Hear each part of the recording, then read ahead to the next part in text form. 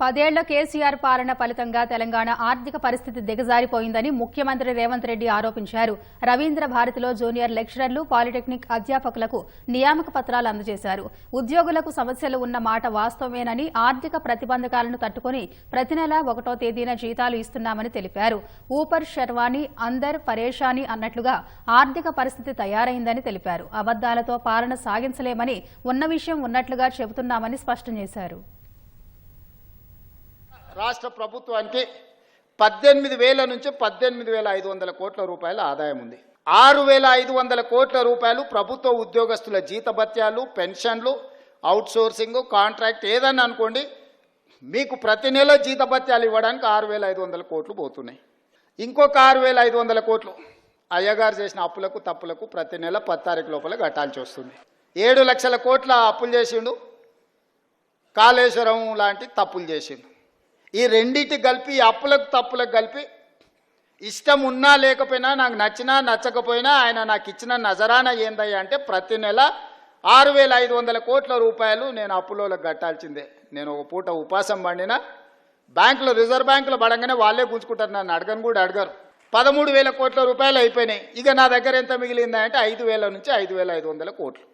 ఇక నేను మిమ్మల్ని అడుగుతున్నా, ఈ 5,000 నుంచి 5,500 కోట్లల్లా షాదీ ముబారక్, కళ్యాణ లక్ష్మి, పెన్షను, రైతు రుణమాఫీ, రైతు భరోసా, ఇట్లా 25-30 ప్రభుత్వ సంక్షేమ పథకాలు ఉన్నాయి.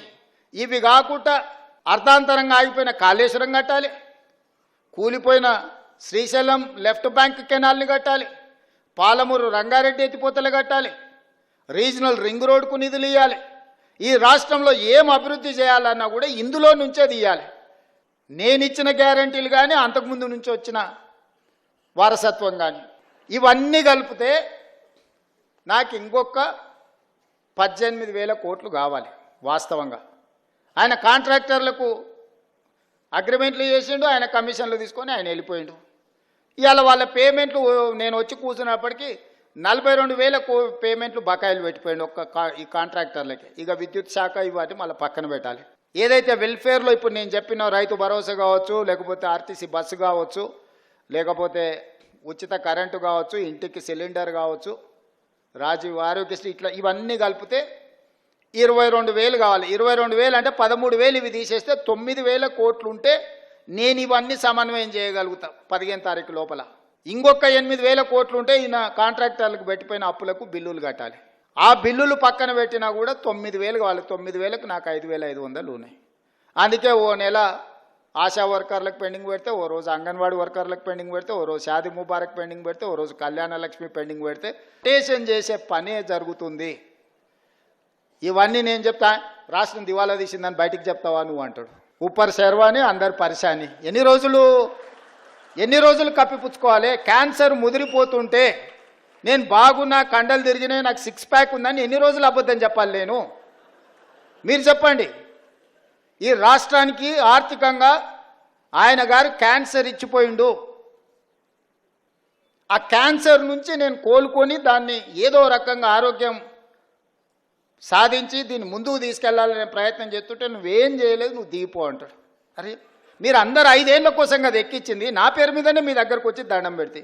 రాహుల్ గాంధీ గారు వచ్చి, అరే గీన నేనే మా ఓడి, ఈయనను చూసి ఓటేరి, నన్ను కూడా చూసి ఓటేరు అని 10 నెలలకే దిగిపో అంటాడు. ఏంది 10 ఏళ్ళు కుర్చీలో కూర్చున్నాయన? ఇప్పుడు నన్ను పని చేయనిస్తేనే కదా ఇవాళ వీడికి వచ్చి మీ ముందు నిలబడి మీ నియామక పత్రాలు ఇవ్వగలిగిన కదా. ఆయన 12 ఏళ్లలో చేసినట్టే నేనెందుకు చేయడానికి అవకాశం వస్తుండే? అబద్ధాలతోని తాతల ముత్తాతల పేర్ల మీద ఎవరి పిల్లలో చచ్చిపోతే ఇంత దూరం నేను రాలే.